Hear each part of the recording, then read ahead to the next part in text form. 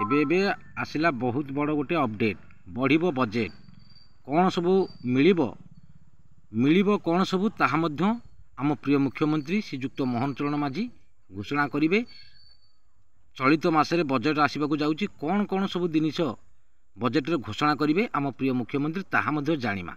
देखो निर्वाचन पूर्व अनेक प्रतिश्रुति देइथिले दे क्षमता को आसी बीजेपी किंतु देइथिबा माळ माळ प्रतिश्रुति को केमिति पूरण करिवे नुआ सरकार सही लक्ष्य नहीं विकसित ओडिशा 2036 पई मेगा प्लान प्रस्तुत करुची मोहन सरकार जार झलक आसंता बजेट रे देखिबाकू मिलिबो।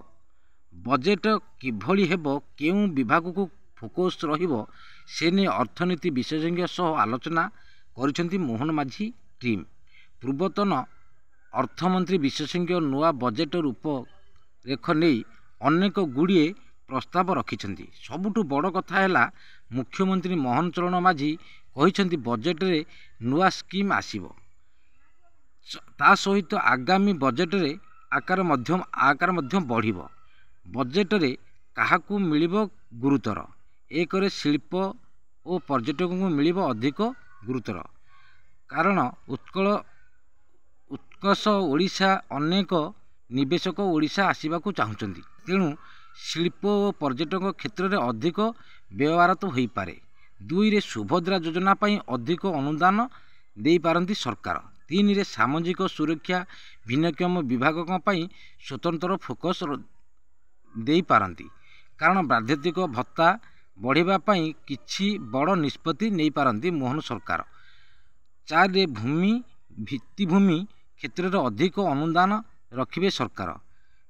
पाँच रे आयुष्मान गोपबंधु जन आरोग्य स्कीम लागू हेउथिबारु स्वास्थ्य विभाग पाई बजेट स्वतंत्र व्यवस्था होई पारे। छह रे प्रति पंचायत रे गोदावरी आदर्श विद्यालय प्रतिष्ठा पाई अधिक पांठी घोषणा करि पारंती आम प्रिय मुख्यमंत्री श्रीजुक्त मोहन चरण माझी।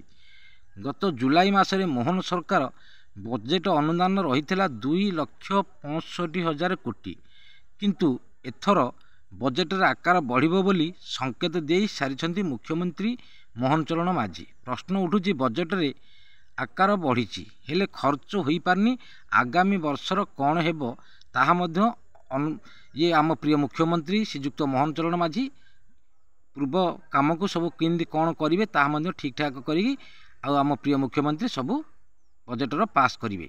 आम प्रिय मुख्यमंत्री जहाँ इलेक्शन पूर्व घोषणा करते ताहा सबू धीरे धीरे पालन कर लागू करेंगे।